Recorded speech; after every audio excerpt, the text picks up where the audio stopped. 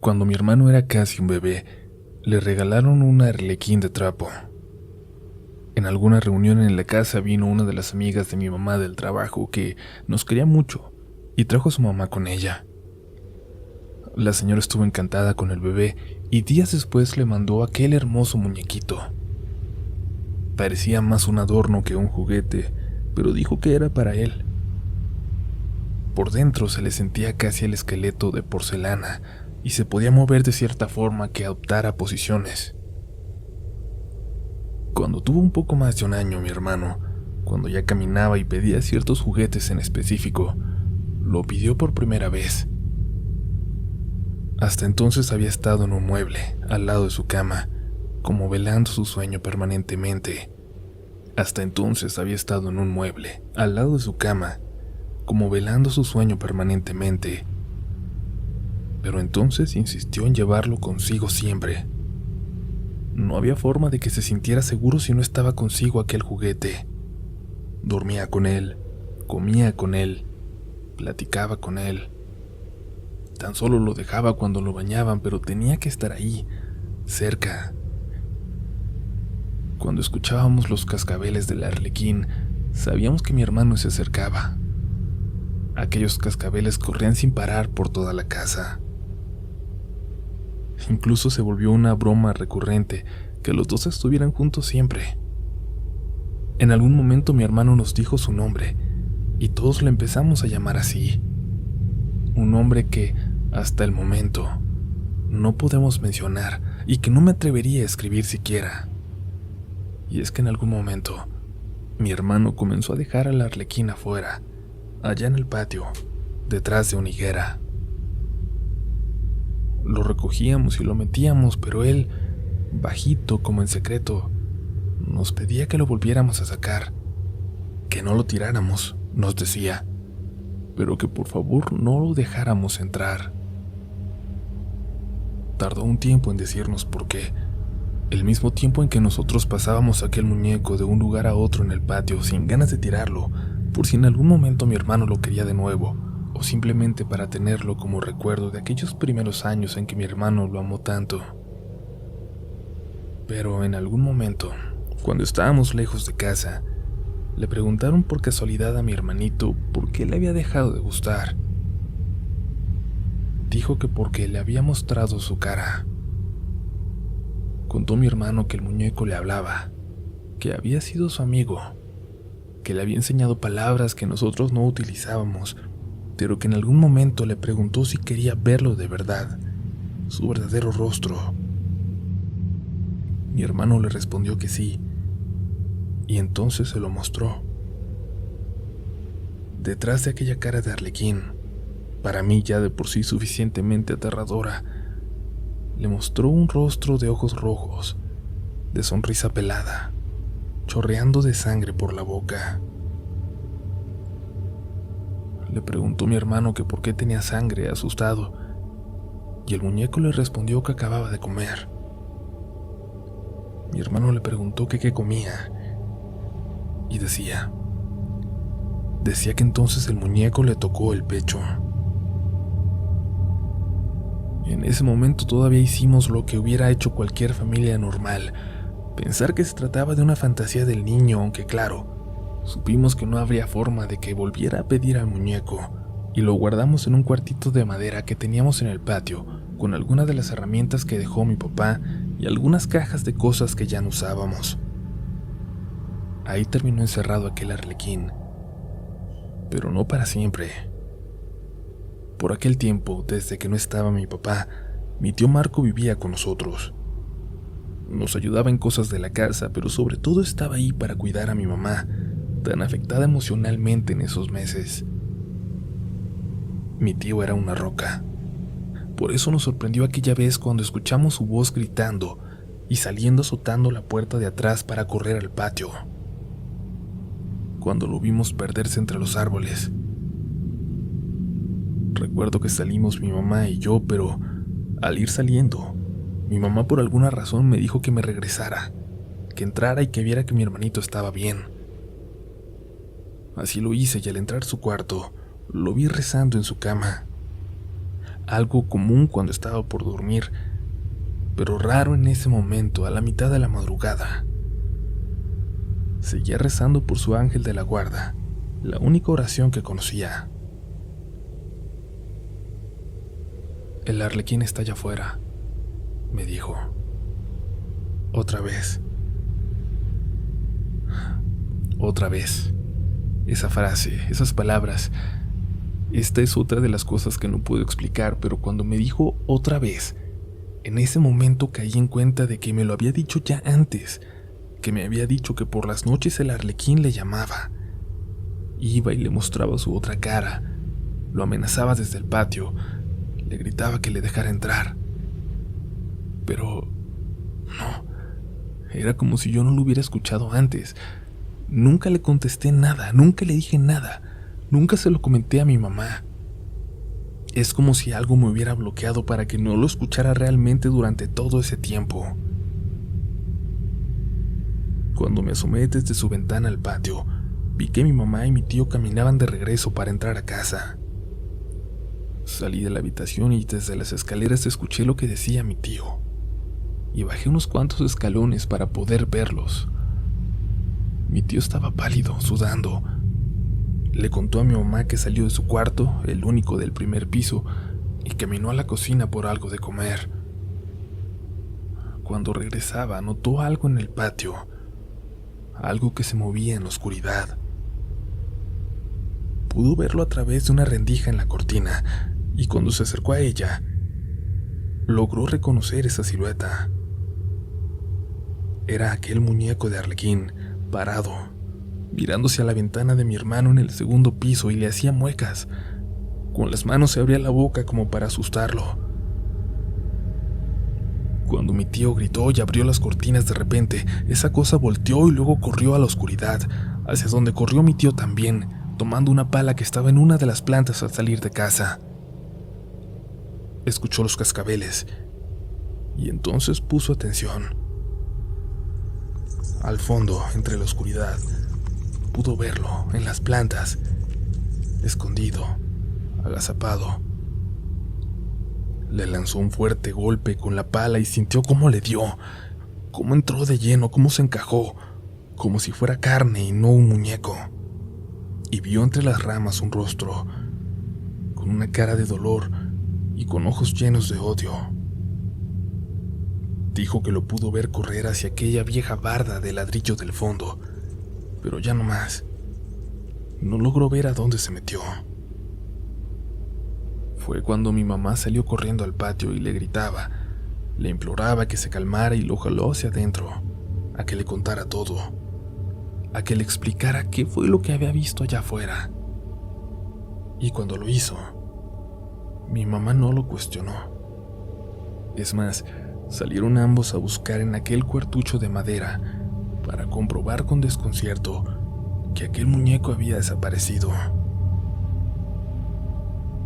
Todas las fotos de mi hermano de aquel entonces están cortadas, todas en donde aparecía aquel muñeco, que son prácticamente todas las que le tomamos.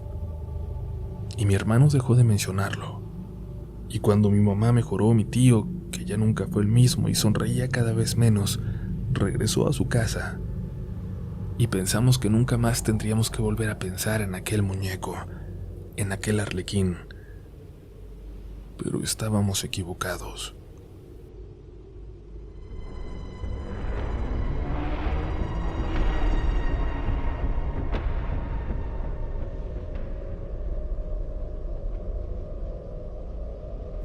Días después de que murió mi abuela, regresamos a casa.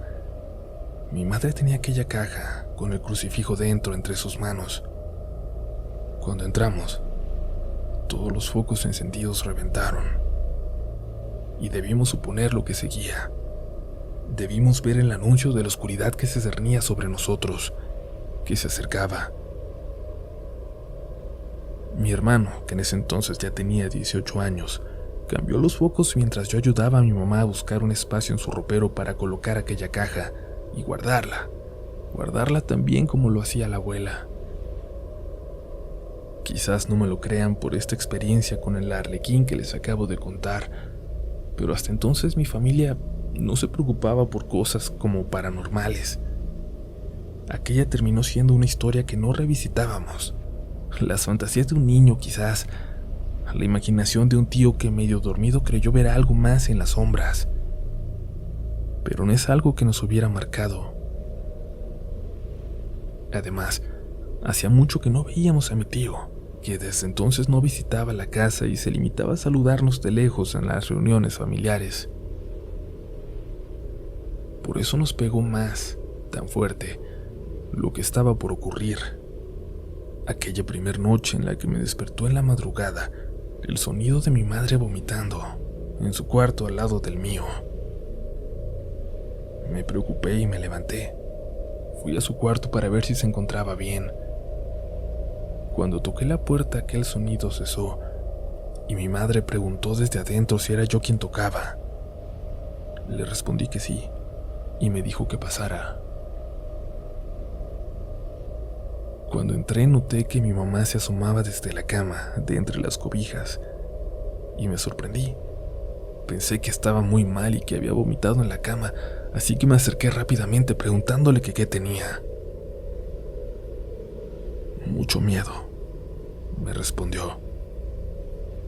¿Miedo? Te escuché vomitar, mamá. ¿Qué tienes? Yo no estoy vomitando.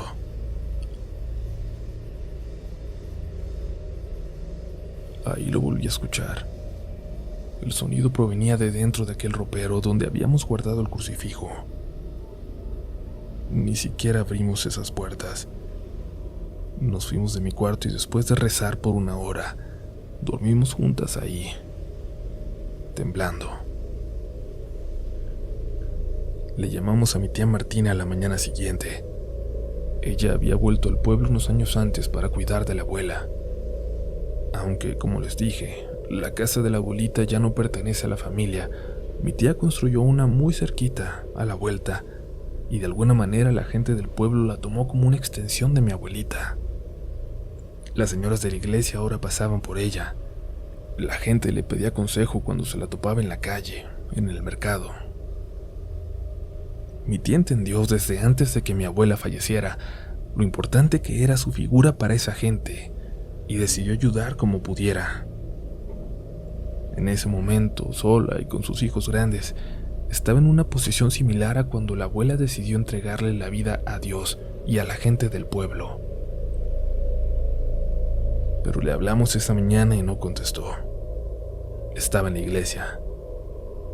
Insistimos y pudimos contactarla ya hasta por la noche, cuando nos dijo que le sorprendió que no le hubiéramos hablado antes, apenas saliendo del pueblo, rogando por regresar el crucifijo.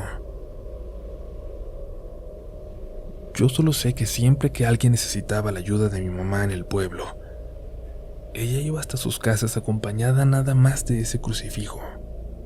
Y al regresar, lo guardaba muy bien, ahí atrás del altarcito a San Miguel, contaba mi tía. Tiene, no sé, como mucha energía. Cuando ella se puso mal y la llevamos al hospital, yo me traje el crucifijo a la casa. Y no sé si me crean, pero ese día, mi tía hizo una larga pausa, como si tomara fuerzas para decir lo siguiente. Ese día, así a media tarde, salí a regar mis plantas aprovechando que había venido a descansar, y vi de reojo por la ventana cómo alguien andaba dentro de la casa. Me dio mucho miedo, pero me asomé para ver quién era, para ver si era un ladrón o alguien que conocía, y se pasó pensando que estaba yo adentro. Pero era un viejito sin camiseta y con la piel muy quemada, como si hubiera estado días en el sol. Estaba ahí parado en medio del salón, de espaldas a mí, y me moví a la siguiente ventana para verle la cara. No lo hubiera hecho. No era una persona. No era una persona viva, pues. Tenía la cara borrosa. Como si le saliera humo, se veía como si estuviera quemada. Y se los juro que estaba borrosa. Como si no la pudiera enfocar, pero todo el resto del cuerpo se miraba bien. Y sé que lo provocó ese crucifijo. porque ya cuando lo llevé a casa de mi mamá, no volví a ver ni a sentir nada raro aquí en la casa. Pero déjenme averiguar más. Déjenme que platique con el padre. Mientras, guárdenlo bien, por favor. Y si pueden, tengan a la mano agua bendita. Mi tía nos habló hasta el siguiente fin de semana, aunque por mensajes nos preguntaba si seguíamos bien. En esos mensajes le platicamos brevemente lo que estábamos viviendo. Durante las noches primero, y luego también durante el día. En la casa se escuchaba a una persona toser, como si estuviera enferma. Se escuchaba como alguien vomitaba, pero ya no solo salía del armario, sino de todos los rincones de la casa, como si fuera de las paredes, como si viniera de adentro. Mi mamá y yo nos moríamos del miedo, pero mi hermano se rehusaba a creer y se burlaba de nuestra precaución. Él no creía en absolutamente nada y mejor no, si no hubiera tenido que lidiar toda su vida con las secuelas de aquel compañero que tuvo cuando apenas era un bebé. Mi mamá y yo dormíamos en el mismo cuarto. Mi hermano se quedó en el suyo. Ahora él dormía abajo para más privacidad, en aquel cuarto donde mi tío se quedaba años antes, como recordarán. Por lo regular, si yo me levantaba por la noche, mi madre se levantaba conmigo y viceversa. Pero una de esas noches, mi mamá se despertó con tanta sed, pero con tanto sueño también, que se olvidó por completo de la situación que estábamos viviendo. Se levantó como si nada y bajó a la cocina. Escuchó unos cascabeles dentro del cuarto de mi hermano, que tenía la puerta entreabierta.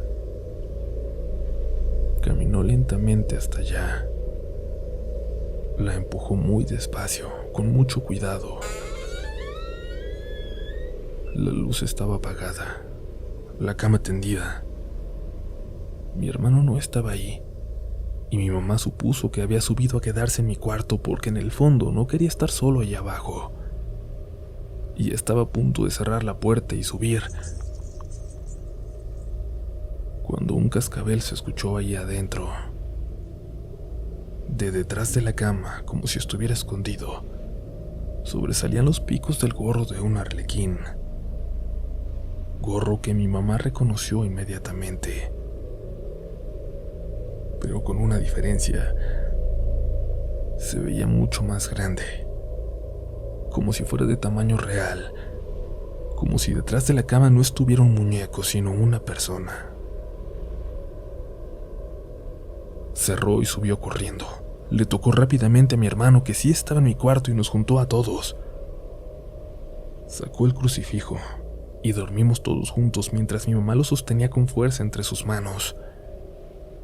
Ni siquiera tuvo que decirle a mi hermano lo que había visto. Él podía sentirlo. Había regresado. Había vuelto por él. Algo lo había traído de vuelta. La llamada de mi tía no nos calmó. Aquel joven padre que había asistido a la abuela en el ritual, ahora ya no era un joven. Era un experimentado sacerdote que le insistía a la tía que no se preocupara por ese crucifijo, que no le podía contar más, que con lo que la abuela nos había platicado tuviéramos.